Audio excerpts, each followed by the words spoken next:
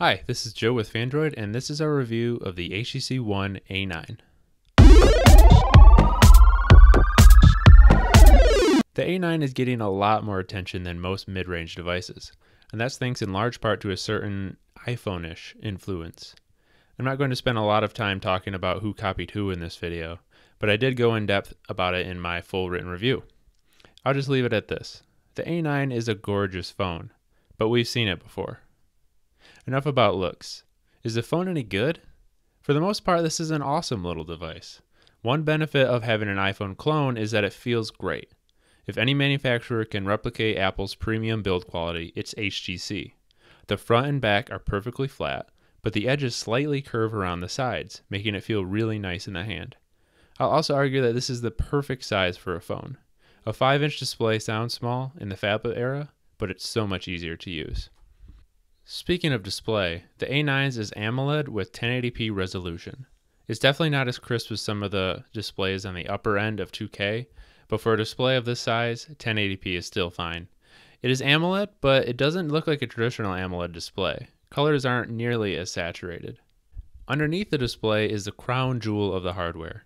HTC has equipped the A9 with probably the best fingerprint sensor on the market. It's fast and super reliable.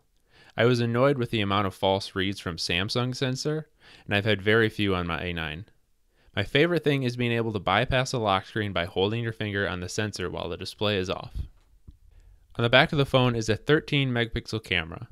HTC's last flagship phone, the One M9, had a pretty bad camera. Thankfully, this one is much better. Photos are sharp and a little on the warm side.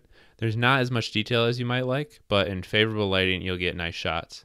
A big reason for the improved results is optical image stabilization, which helps a lot. The ultra-pixel camera on the front is great for selfies, especially in low light.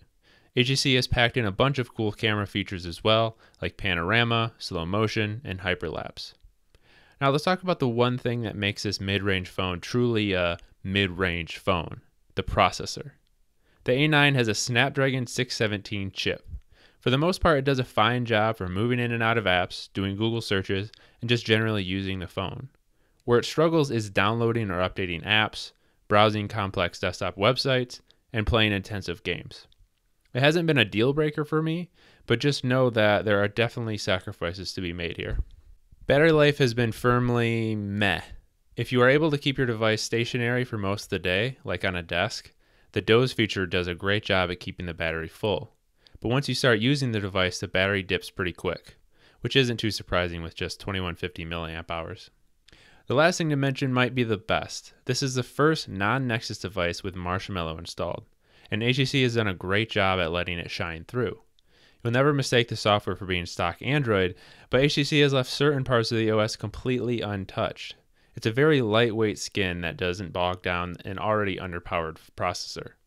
If this is the future of Sense, I like it a lot. And that's the story of the A9. If this is HTC's philosophy going forward, then I can't wait to see their next flagship, even if it is just an iPhone clone.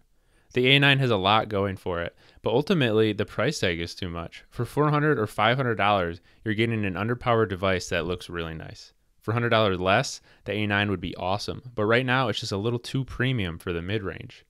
If you're looking for something with similar specs, you can get it for a lot cheaper, but it's not going to look like an iPhone. That's what you're paying for.